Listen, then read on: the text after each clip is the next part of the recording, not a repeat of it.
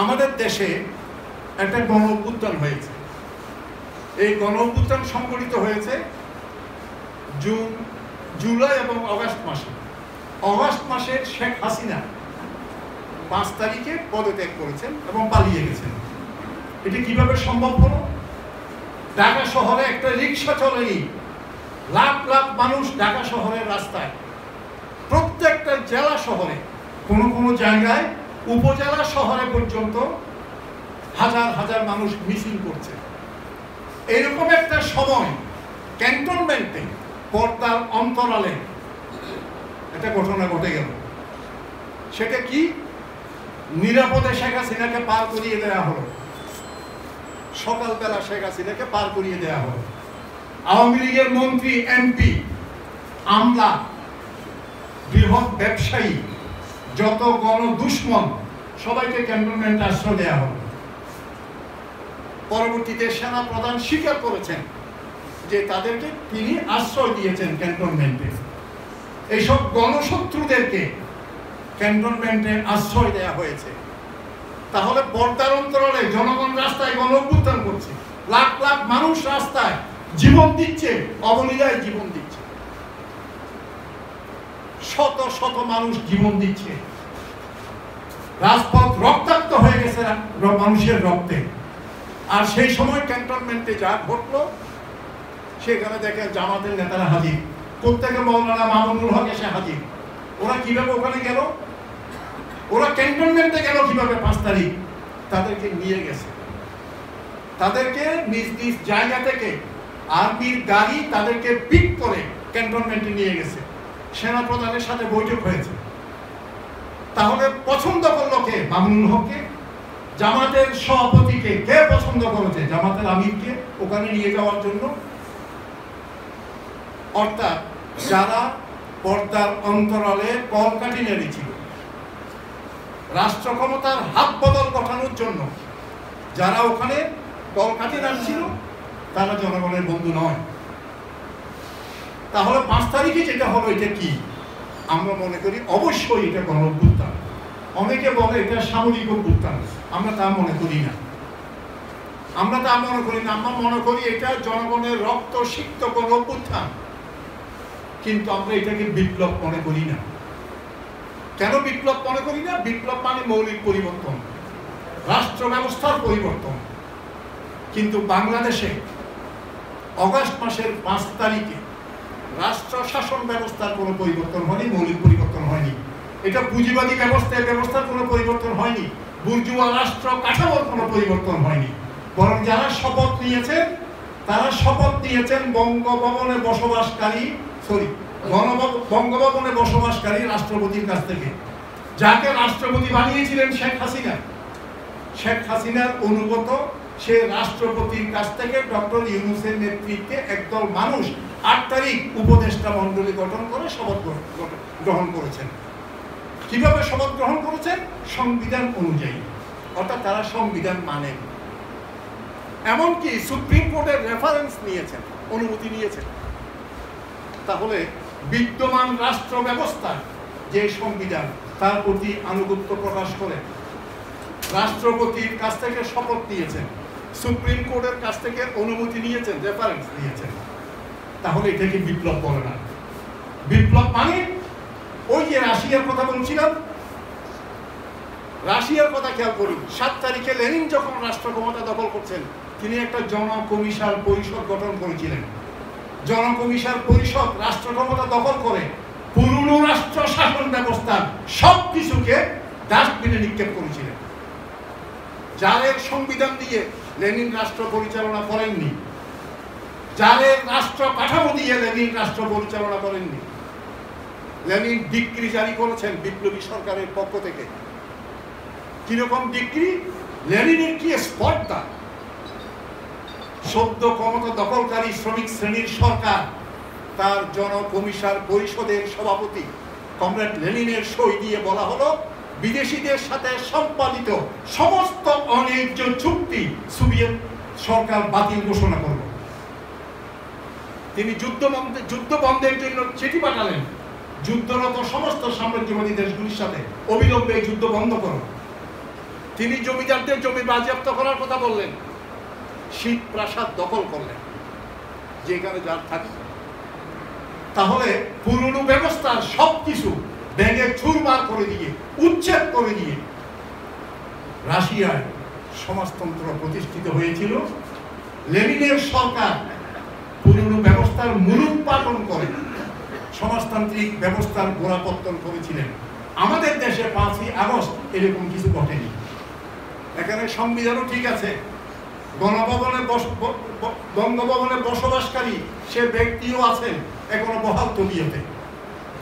এবং কি চমৎকার করে সেনা প্রধান বললেন, আমি তাদেরকে আশ্রয় দিয়েছি। তাদেরকে যারা লুটপাট করেছে, শোষণ করেছে, ভোট ডাকাতি করেছে, মানুষ খুন করেছে, তাদের নিরাপত্তা দিল রাষ্ট্র। সেনা প্রধান তাদের নিরাপত্তা দিয়েছেন, মানে রাষ্ট্র তাদেরকে নিরাপত্তা দিয়েছে। কিন্তু এটা যদি বিপ্লব হতো, বিপ্লবের এইসব খুনিদের কোনো নিরাপত্তা দিত না। জনগণ রাস্তায় পিটিয়ে মেরে ফেলতো এই সমস্ত খুনিদের, তাদের বেঁচে থাকার কোনো অধিকার নেই। তাহলে আমরা গত 5ই আগস্ট যেটা ঘটেছে এটাকে কোনো বিপ্লব মনে করি না, কিন্তু অনেকেই বলছেন এটা বিপ্লব। আবার কেউ কেউ বলেছেন, খোদ আমাদের প্রধান উপদেষ্টা মহোদয় তিনি বলেছেন এটা দ্বিতীয় স্বাধীনতা। তার মানে বাংলাদেশ কি দ্বিতীয়বার স্বাধীন হলো?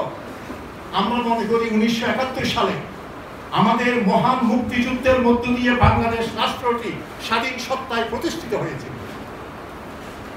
পাকিস্তানিদের জাতিগত নিপীড়ন এবং প্রায় উপনিবেশিক শাসন শোষণের শৃঙ্খল ছিন্ন করে 1971 সালে আমরা স্বাধীন রাষ্ট্র হিসাবে প্রতিষ্ঠিত হয়েছিলাম। গত 55-54 বছরে বাংলাদেশের সমস্ত দুঃশাসন, অগণতান্ত্রিক ব্যবস্থা, মানুষের উপর নির্যাতন, শোষণ সবকিছু সত্ত্বেও আমরা মনে করি বাংলাদেশ স্বাধীন রাষ্ট্র।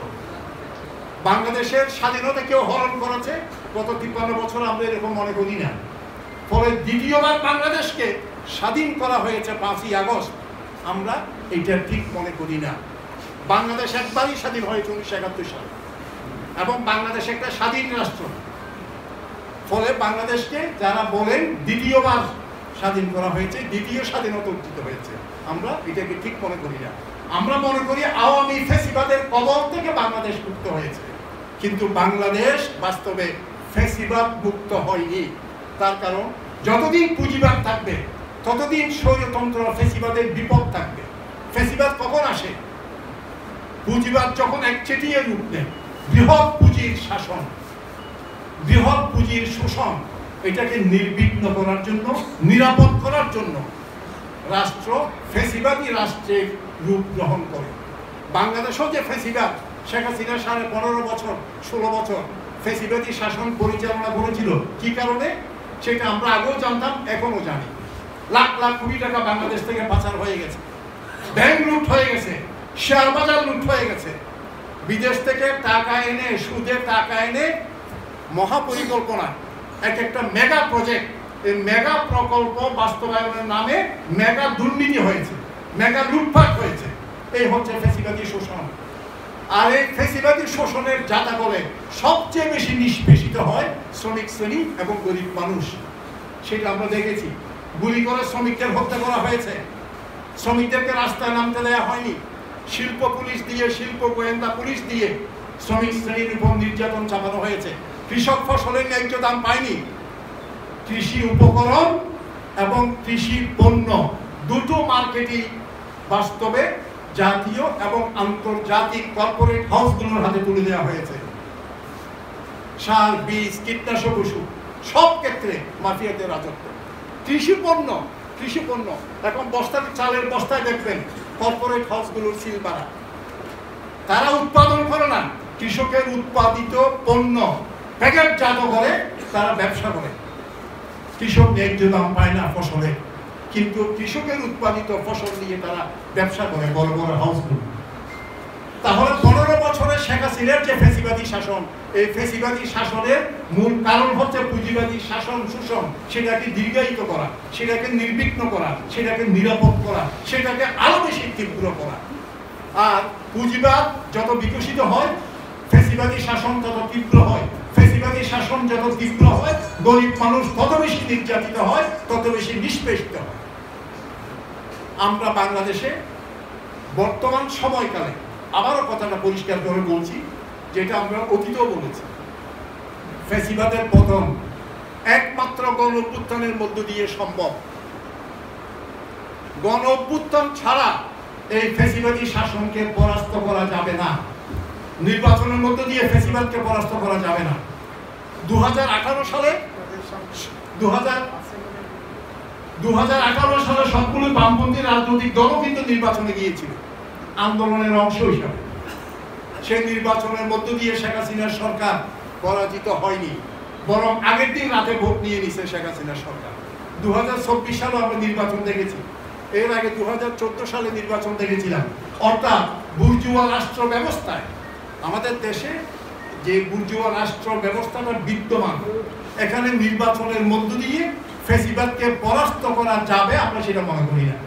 আমরা বারবার বলেছি গণ অভ্যুত্থান, অনেকে ঠাট্টা করে বলেছে লোক আছে কয়টা আপনাদের কয়জন লোক আছে গণ অভ্যুত্থানের স্বপ্ন দেখেন?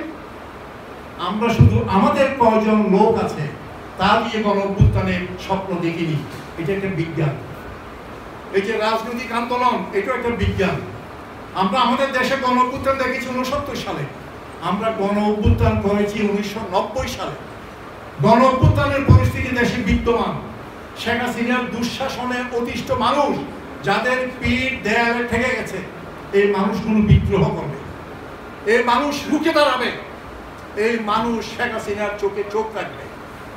আমরা সেটা বিজ্ঞান হিসাবে এটি কথা বলেছিলাম। কিন্তু দুঃখজনক হচ্ছে আমরা বামপন্থীরা এই আন্দোলনে নেতৃত্ব দিতে পারি নাই। যে কারণে ডক্টর ইউনূস আমেরিকায় একটা ছেলেকে দেখিয়ে বলতেছে মাস্টার মাইন্ড, ছেলেটার নাম কি মাহফুজ, বোধহয় মাহফুজ আলম। আমেরিকায় শেখ হাসিনা বলছে, এই ডক্টর ইউনূস বলছেন এ হচ্ছে মাস্টার মাইন্ড। এরকম একটা পরিস্থিতি তৈরি করা হচ্ছে যে ছাত্রদের 36 দিনের আন্দোলনে শেখ হাসিনার পতন করেছে। মাহফুজদের মতো মাস্টার মাইন্ডের মস্তিষ্ক প্রসূত পরিকল্পনার ভিত্তিতে শেখ হাসিনার পতন ঘটেছে। এই কথা বলার মধ্য দিয়ে 15-16 বছর ধরে বাংলাদেশের রাজনৈতিক দলগুলো, ক্ষুদ্র শক্তি হলো বামপন্থী রাজনৈতিক দলগুলো, শেখ হাসিনার বিরুদ্ধে যে ভূমিকা পালন করেছে সেটাকে অস্বীকার করা হচ্ছে। রাজনৈতিক আন্দোলনকে অস্বীকার করে, রাজনৈতিক দল, রাজনৈতিক নেতৃত্বের ভূমিকাকে অস্বীকার করে এখানে মাহফুজ আলমদেরকে হাজির করা হচ্ছে, সার্জিস আলমদেরকে হাজির করা হচ্ছে, আবুল হাসনাত আব্দুল্লাহদের কি একটা আব্দুল্লাহ আছে, হাসনাত আব্দুল্লাহদেরকে হাজির করা হচ্ছে। এটাও একটা ভয়ানক ষড়যন্ত্র। এনজিও লোকজন তারা গুরুত্বপূর্ণ মানুষ হয়ে গেছে, দেশের মালিক হয়ে গেছে। ব্যবসায়ীরা দেশের মালিক হয়ে যায়, আমলারা দেশের মালিক হয়ে যায়। অথচ রাজনৈতিক দলের নেতা কর্মীরা নির্যাতিত হয়েছে 15-16 বছর ধরে, এখন তাদেরকে অস্বীকার করা হচ্ছে। আমরা এই বিষয় আমাদের সংগঠনের পক্ষ থেকে পরিষ্কার করে বলতে চাই, ছাত্রদের 36 দিনের আন্দোলনে কেবলমাত্র শেখ হাসিনার পতন ঘটেনি। সাড়ে 15 বছর ধরে রাজনৈতিক দলগুলো শেখ হাসিনার দুঃশাসনের বিরুদ্ধে রাস্তায় দাঁড়িয়ে প্রতিবাদ করেছে, আন্দোলনের ডাক দিয়েছে। এর ফলে শেখ হাসিনার জনপ্রিয়তা শূন্যের কোটায় নেমে গিয়েছিল। শেখ হাসিনাকে জনগণ থেকে বিচ্ছিন্ন করেছে রাজনৈতিক দলগুলো। তখন মাহফুজ আলমেরা শিশু ছিল, তখন সার্জিস আলমেরা শিশু ছিল, তারা ইতিহাস জানে না। তাহলে রাজনৈতিক দলগুলোর এই ভূমিকাকে অস্বীকার করার কোনো কারণ নেই। আমরা আত্মসমালোচনা করি, আমাদের সংগঠনের পক্ষ থেকে আমরা আত্মসমালোচনা করি। আমরা এখানে নেতৃত্বকারী ভূমিকা পালন করতে পারি নাই, নির্ধারক ভূমিকা পালন করতে পারি নাই। 5ই আগস্টের পট পরিবর্তনের মধ্য দিয়ে আমরা ক্ষমতা দখল করতে পারি নাই, জনগণের হাতে ক্ষমতা আনতে পারি নাই। তার মানে এই নয় যে আমরা রাস্তায় ছিলাম না, আমরা রাস্তায় ছিলাম। 5 তারিখও ছিলাম, এর আগের 15 বছর আমরা রাস্তায় ছিলাম। যতটুকু শক্তি আছে তা নিয়ে আমরা কথা বলেছি। নির্ধারক ভূমিকা পালন করতে পারলাম না কেন? বামপন্থীদের মধ্যে বিভ্রান্তি ছিল। বামপন্থীদের একটা অংশ মনে করেছে শেখ হাসিনাকে ফেলে দিয়ে লাভ কি, বিএনপি জামাত চলে আসবে, ফলে মন্দের ভালো হিসেবে শেখ হাসিনা থাকুক, ফুটন্ত কড়াই থেকে জ্বলন্ত উনুনে ঝাঁপ দেওয়ার দরকার কি, মন্দের ভালো হিসেবে শেখ হাসিনা থাকুক, যে কারণে সিদ্ধান্তমূলক ভূমিকা নিয়ে শেখ হাসিনার বিরুদ্ধে বামপন্থীরা ভূমিকা পালন করতে পারেনি। যদি পারত তাহলে শেখ হাসিনার বিরুদ্ধে সবচেয়ে আপোষহীন লড়াকু শক্তি হিসাবে বামপন্থীরা জনগণের সামনে প্রতিবাদ হতে পারত। আমাদের দ্বিধাদ্বন্দ্বের কারণে জনগণ বামপন্থীদেরকে লড়াকু শক্তি মনে করেনি, ফ্যাসিবাদ বিরোধী আন্দোলনের মূল ধারা আমাদেরকে মনে করেনি। আমাদের অন্য দুর্বলতাও ছিল। সেই দুর্বলতাগুলো কি? আমাদের মধ্যে দ্বিধাদ্বন্দ্ব ছিল। আসলে কি শেখ হাসিনাকে ফেলে দেওয়া যাবে?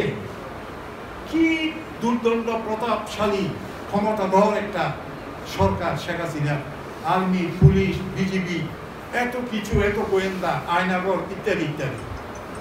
ভারত আছে তার পেছনে, চীন আছে তার পেছনে, রাশিয়া আছে। এইরকম প্রচন্ড ক্ষমতাশালী শেখ হাসিনাকে কি ফেলে দেওয়া যাবে?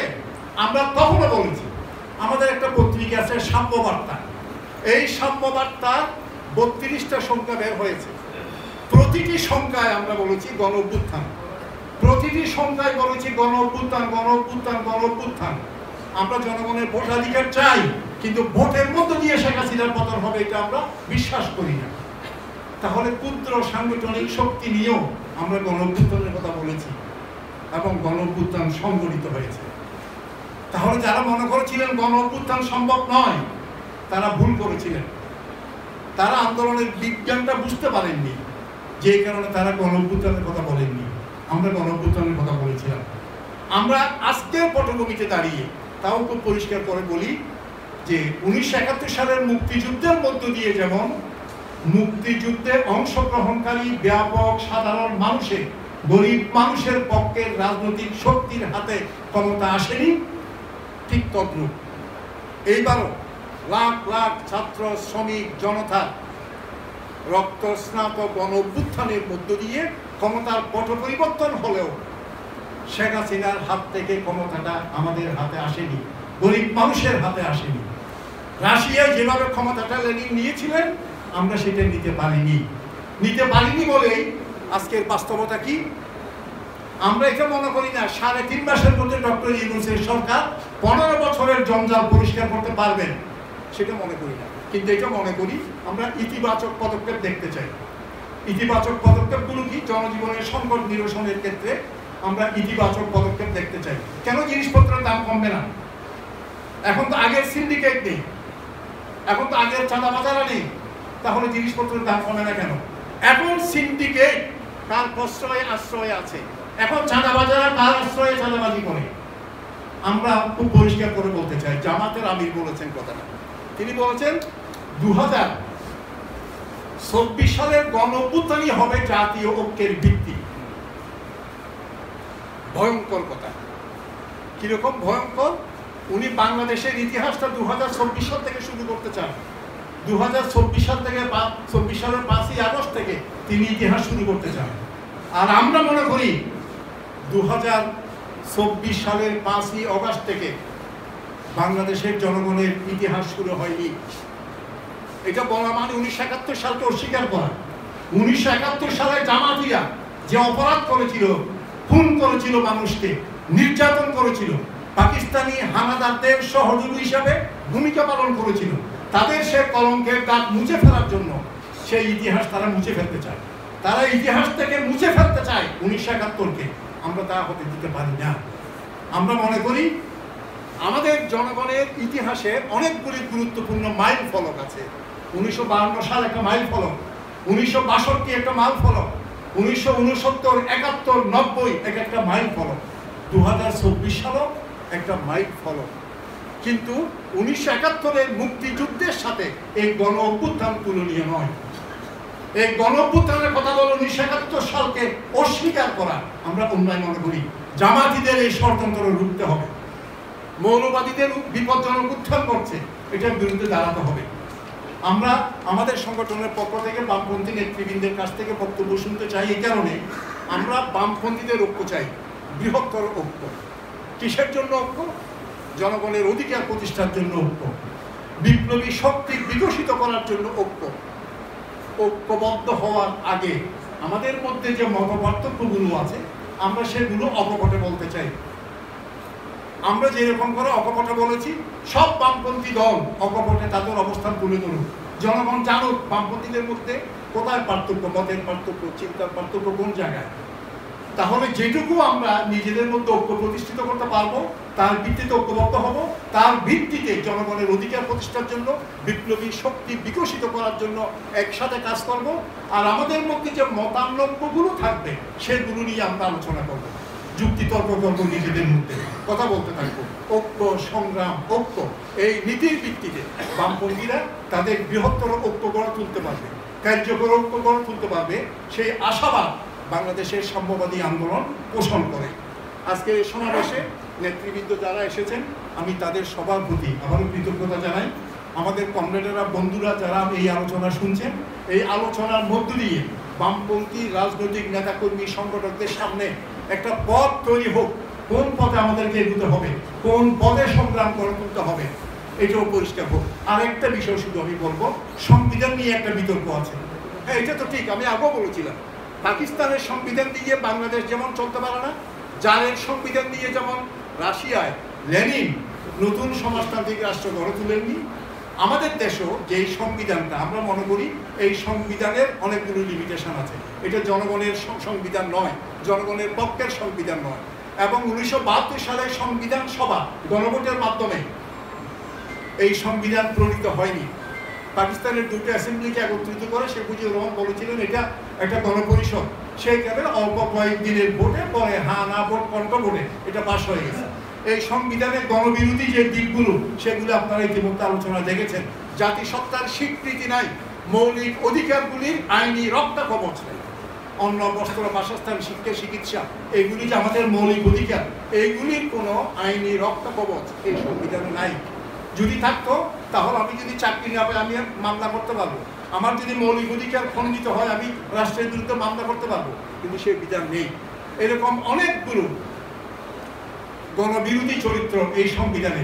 যেটুকু গণতান্ত্রিক অধিকারের স্বীকৃতি 1972 সালের সংবিধানে ছিল, পরবর্তীতে একের পর এক শাসক গোষ্ঠী বিভিন্ন রকমের সংশোধনীর মাধ্যমে তাও কেড়ে নেই। এই যে সংবিধানের 4র্থ সংশোধনীর কথা আপনারা জানেন, এখন তো সংবিধানে রাষ্ট্রধর্মের বিরোযুক্ত করে দেওয়া হয়েছে। একদিকে বলা হয়েছিল এটা ধর্ম নিরপেক্ষ রাষ্ট্র, আবার বলা হচ্ছে এখানে একটা রাষ্ট্রধর্ম থাকবে। রাষ্ট্রধর্ম থাকবে মানে ইসলাম রাষ্ট্রধর্ম মানি, অন্যান্য ধর্মাবলম্বীরা এখানে দ্বিতীয় শ্রেণীর নাগরিক। এরকম অনেকগুলো বিষয় আছে। তাহলে আজকে যদি সংবিধান প্রণয়নের প্রশ্ন আসে, তাহলে আমাদের বক্তব্য কি? খেয়াল করে দেখবেন 3 রকমের আলোচনা আছে। কেউ কেউ বলছেন সংবিধান সংস্কার করতে হবে, কেউ কেউ বলছেন সংবিধান, নতুন সংবিধান চাই, আবার কেউ বলছেন সংবিধান পুনর্লিখন করতে হবে। পুনর্লিখনটা আমি যদি ধরে নিই নতুন সংবিধান, তাহলে সংবিধান সংস্কার আর নতুন সংবিধান, আমরা আমাদের সংগঠনের পক্ষ থেকে এই মুহূর্তে সংবিধান সভার নির্বাচন এবং নতুন সংবিধান প্রণয়নের দাবি তুলছি না। এটা কৌশলগত কারণে আমরা একটা নতুন সংবিধান চাই। আমরা মনে করি এই সংবিধান জনগণের, শ্রমিক, কৃষকের আকাঙ্ক্ষা ধারণ করে না, এই জন্য নতুন সংবিধান চাই। কিন্তু এই সংবিধান সভা একটা নির্বাচন যদি দেওয়া হয়, এখানেও বিতর্ক আছে। আগে বলা হতো যে একটা বিপ্লবী সরকার প্রতিষ্ঠিত হবে গণঅভ্যুত্থানের মধ্য দিয়ে, তাদেরকে নিয়ে আন্দোলনকারী শক্তির সমন্বয়ে একটা বিপ্লবী সরকার। আমরা এই দাবি তুলি নেই, কারণ আমরা মনে করেছি আন্দোলনকারী শক্তির সমন্বয়ে যদি সরকার গঠনের দাবি তুলি, তাহলে বিএনপি, জামাত, ডানপন্থীরা তারাই কিন্তু এই সরকার গঠন করবে। কারণ আমরা যে বামপন্থীরা নাই সেটা তো বুঝাই গেল, আমরা যে নাই সেটা তো বুঝাই গেল। তাহলে তাদের নেতৃত্বে সরকার, তাহলে আন্দোলনকারী শক্তির সমন্বয়ে সরকার গঠনের কথা বলে আমি বিএনপি, জামাতের সরকার গঠনের দাবি তুলি নাই। এখন যখন বলা হচ্ছে আবার যে প্রথমে একটা সংবিধান সভা নির্বাচন করতে হবে, সংবিধান সভা নির্বাচন করতে হবে, সংবিধান সভা গঠিত হলে একটা সংবিধান হবে, সেই সংবিধানের অধীনে পরবর্তীতে পার্লামেন্ট ইলেকশন হবে। এটা একটা আইডিয়া। আরেকটা আইডিয়া আছে যে একটা সংবিধান সভার নির্বাচন হবে, সংবিধান প্রণীত হবে, ওই সংবিধান সভাটাই পরবর্তীতে গণপরিষদে ভূমিকা পালন করবে।